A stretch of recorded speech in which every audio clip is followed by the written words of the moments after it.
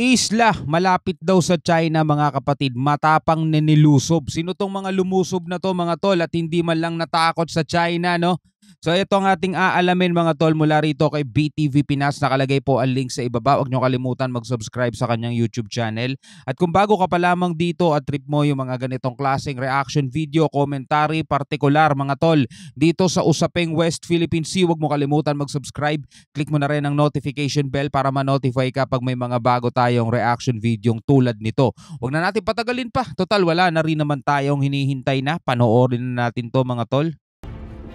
Sa patuloy na pamimilit ng China na kunin ang mga lugar na sakop ng karatig bansa, ay umusbong ang isang mithiin ng bansang Japan na protektahan ang nasasakupan nito. Japan, okay. Kaya nito lamang nakaraang araw ay nilusob nito ang isang isla at nagsagawa ng isang malawakang military drill na layunin ay itaboy at huwag hayaan na makalapit sa naturang lugar ang mga Chinese. Ang ginagawa na ito ng bansang Japan ay paano naman kaya nakakaapekto sa bansang China? At yan ang balitang hatid ko sa inyo ngayong araw. Kaya't kung bago ka pa lamang dito, ay baka pwede mo naman i-click ang subscribe at like button para lagi kang updated sa susunod ko pang video. So ano pang hinihintay natin? Tara, simulan na natin. Ito yung nakakabilib mga tol, no, sa ibang mga bansa na kahit maliit lang din, di ba? Nagagawa nilang protektahan yung kanilang nasasakupan. Yung kiniklaim nilang nasasakupan nila, talagang napoprotektahan nila. Etong nakaraan lang, etong bagong-bago lang tong balitang to mga tol, na umalma daw ang China sa isinagawang joint patrol mga tol ng US at saka Pilipinas. Tapos pinalaga naman niya syempre ng AFP natin. Syempre anong pakialam ng China mga tol sa ginagawa ng US at saka ng Pilipinas sa West Philippine Sea, di ba? Unang-una sinasabi ng UNCLOS, di naman nila pag-aari yan na Pilipinas. So pasok yan sa exclusive economic zone ng Pilipinas. Walang business ang China rito. Illegal nga silang nandirito Pero tingnan nyo, umaalma sila. After ng pag-uusap ni PBBM sa ni Xi Jinping, eto na naman sila mga tol. Umaatake na naman sila. Kaya nga sabi ko sa inyo hindi natin dapat pagkatiwalaan yung mga pinagsasasabi ng mga incheck na yun di ba? Well, hindi tayo galit sa lahi nila. Ulitin natin Hindi lang talaga nating gusto yung patuloy na katigasan ng mukha nilang pang-aangkin dito sa hindi naman nila sakop, no? So tuloy na natin to. Ang pamimilit ng China na angkinin ang mga lugar at upang palawakin pa ang nasasakupan nito ay hindi alintana ang posibleng galit at matinding mithiin ng mga karatig bansa na labanan ang China upang ang mga mapangahas na pag-aangkin nito ay hindi magtagumpay. Isa na nga ang bansang Japan sa kumukontra at may matinding galit sa China dahil sa pilit na inaangkin nito ang isang isla na malapit sa Japan at sinasabing madali lamang atakihin ng China. Kaya nito lamang linggo ay nilusob ng marino ng Japan sakay ng mga amphibious assault vehicle ang isang beach island sa gilid ng East China Sea at nagsagawa ng isang military drill simulate attack para paalisin ang mga mananakop mula sa teritoryo nito na lubhang ikinabahala ng Tokyo dahil nga vulnerable ito sa pag-atake ng China. Ang mga hindi magandang pag-uugali ng China ay lubha ding nakakabahala lalo na sa mga karatig bansa na maliliit dahil nga ginagamit nito ang kanilang lakas upang pwersahin na tanggapin ang kanilang pamamahala sa lugar na kahit na ito ay sobrang layo mula pa sa kanilang mainland. At habang lumalakas din ang tensyon sa mga kapitbahay ng China, Russia at North Korea, ang drill sa timog kanlurang isla sa Tokushima, Japan ay nagtapos sa loob ng 11 araw na serye ng pagsasanay sa buong bansang Japan na binansagang 05JX. So yung paglusob ng Japan dito sa isla malapit sa China, hindi naman ito yung actual na digmaan pala, no? Ito ay pagsasanay lang. Pero kaya daw nila to ginagawa is bilang paghahanda kung paano nila mapapalayas yung mga mananakop na bansa, no?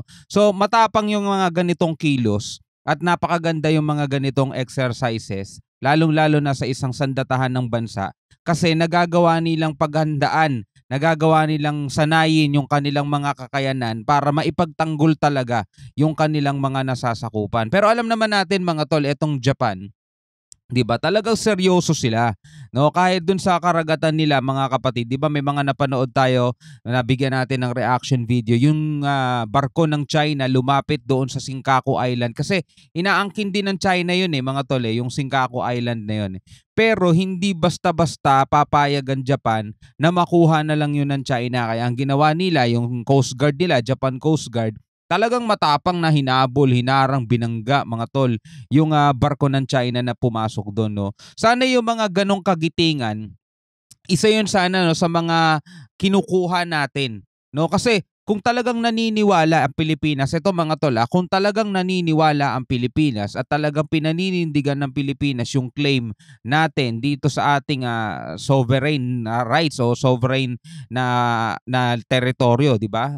Talagang dapat tayo yung gumagawa ng mga bagay na ginagawa sa atin ng China, 'di ba? Kasi ang China kine-claim nila amin 'to, amin yung lugar na 'yan. So ang ginagawa nila is yung normal na ginagawa ng isang Coast Guard. Ano 'yun?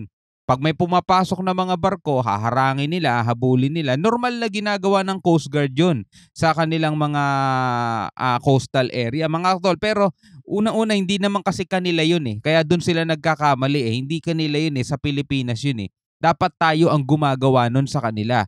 Kaso tayo pa ang umiiwas, tayo pa ang natatakot na baka ma-provoke natin sila, di ba? So kakaiba yung galawan natin mga tol, hindi katulad nito mga bansang pinanonood natin na sana ay pinaghuhugutan natin ng inspirasyon, no? So tuloy natin.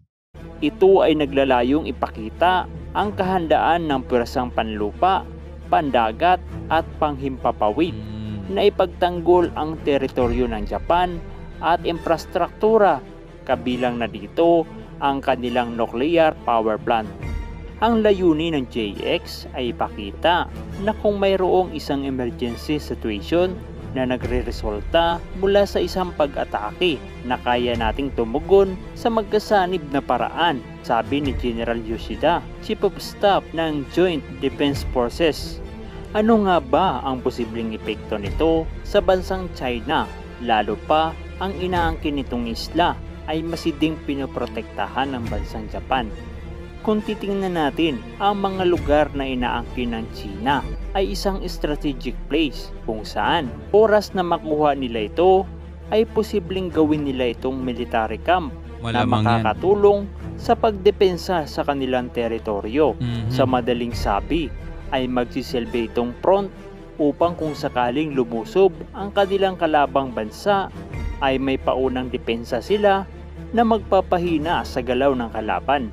Kaya't kung mawala ang mga inaangkin nilang teritoryo, ang kanilang mithiin para sa malakas na depensa ay hindi nila magagawa na posibleng magpapahirap sa kanilang puwersa na depensahan ang anumang pag-atake ng kalaban o yung mga bansang inapin nila at bumabawi lamang.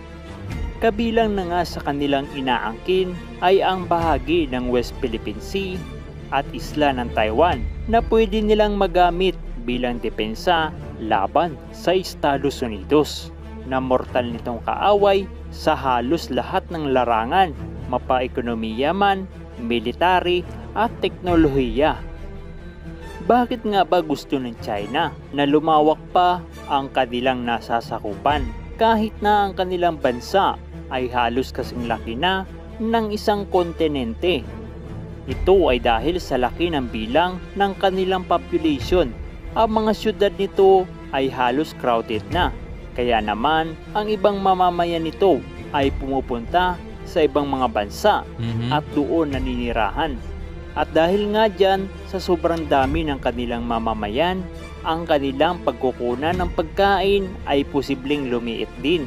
Kaya naman, kahit bilya-milya ang layo sa kanilang teritoryo ay kanilang inaangkin. Lalo na ang bahagi ng South China Sea, kasama na nga dyan ang West Philippine Sea. Make sense, no? Make sense, mga tol. Kaya nga Scarborough Shoal, kahit na 594 nautical miles ang layo sa kanila, mga tol, pag-aari pa rin daw nila kasi napakayaman nun talaga sa laman dagat, mga tol. Syempre, para sa pagkain yan, no? Food source yan, mga tol. Kaya kahit na ganun kalayo sa kanila, biruin mo, sabi ng UNCLOS, 200 nautical miles lang yung iyong EEZ. Diba? Sa kanila, 2 ulit na, no? 594 na ang layo sa kanila, pero nandun na nakarating yung PLA Navy nila at saka yung mga Coast Guard nila, mga tol. Grabe, no? Kasi ganun, sobrang dami pala ng tao. Na talagang napakayaman sa likas na mapagkukunan ng pagkain at kasama na dyan ang langis at mineral Yan. na talagang kinakailangan ng kanilang bansa upang maging normal pa rin ang kanilang pamumuhay kahit na sa sobrang dami ng kanilang populasyon at hindi sila kapusin ng resources at pagkain sa hinaharap. Kaya naman ang pagsisidhi ng bansang China na mapalawak pa ang kanilang teritoryo ay ginagawaan ng paraan ng ibang malalakas na bansa upang hindi ito magtagumpay, kasama na nga dyan ang Estados Unidos. Ang patuloy na pakikisa sa mga military drill sa mga bansa na nakapaloob sa South China Sea ay nagbibigay ng pangamba sa China na hindi nito basta-basta makukuha ang nais nito na angkinin at kontrolin ang buong South China Sea.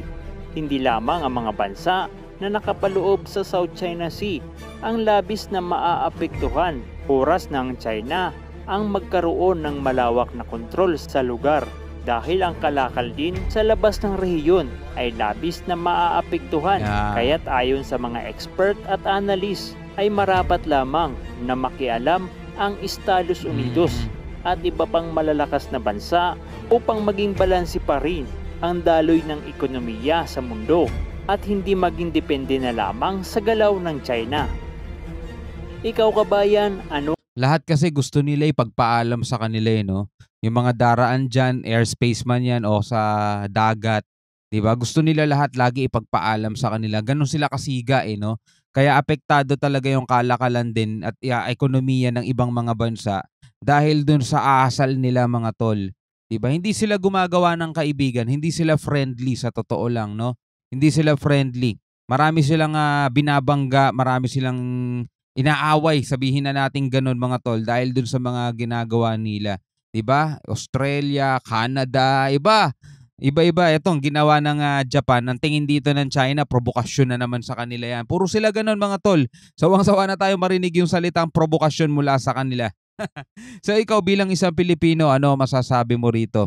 Sa tingin mo ba itong aksyon na ginawa ng Japan ay dapat din tularan ng Pilipinas? Yung tipong maging ganito sana tayo katapang at ganito sana tayo umaksyon, no? Kontra sa mga bansang gustong manakop o gustong kumuha ng ating mga teritoryo. Comment ka lang sa ibaba, mga tol, pag-usapan natin yan sa comment section. Maraming salamat sa panonood. Hanggang sa muli, ako nga pala si Shobal D.